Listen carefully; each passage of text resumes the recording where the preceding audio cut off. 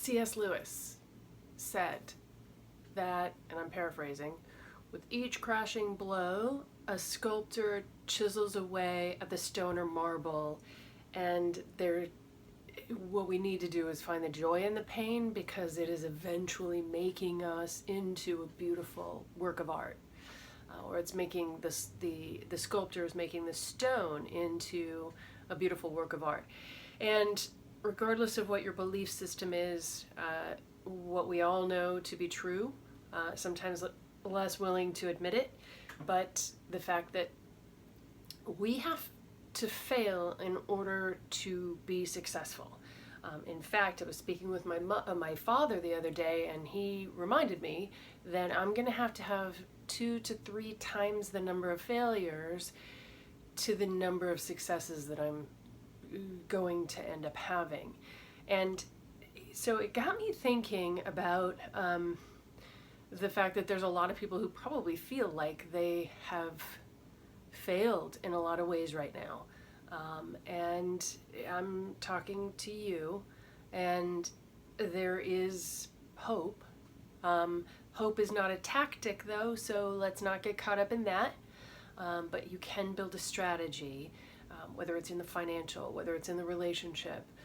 We talk a lot about a lot of different areas of your life because all of them are connected. So it's really important that we're looking at all of them cohesively and the impact to each one of them based on whatever decision you may make. I had somebody come to my office and we had a discussion, and he had an amazing job. He was actually working for one of the major utility companies and had been working there for over 20 years and had an amazing income and benefits, and was going to just quit. He wasn't going to be getting retirement. He was just going to quit in order to then start doing real estate. Well, that was a really bad decision. He had 2 young kids and a wife who was, I think, if memory serves, she might have been working part-time, but he was the primary breadwinner and was making a very good living.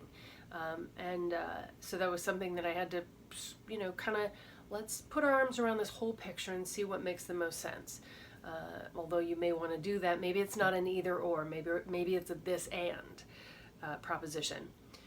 Not exactly where I was going, but important to point out. What's also something that's worth mentioning, as many of you probably know, that Major League Baseball players, even minor league, the people who have a lot of home runs definitely have a lot of strikes. They've swung a lot and missed. So they would be the first to tell you, you can't hit a home run if you don't swing, right? Can we agree on that? So whatever it takes for you to swing, and for you to feel like this is something you're willing to take a chance on. Look, I don't want anybody to be freaked out. Like, let's talk about the financial aspect. This is what I do for a living. This isn't what you probably do for a living. In fact, I would rest assured that none of you, this is what you do for a living. So why would you be expected to figure it out on your own? This is not something they teach to people in school. It's just not. And even what they do teach in school isn't particularly accurate to the way money really works, and particularly in our country and now what we're facing. So don't be freaked out. Settle down, find somebody to work with. If it's me, great. If it's not, that's okay too. Find somebody that you're comfortable with. I do work with clients all over the country. If you have the opportunity, though, I would say trust in the failures and learn from them, of course.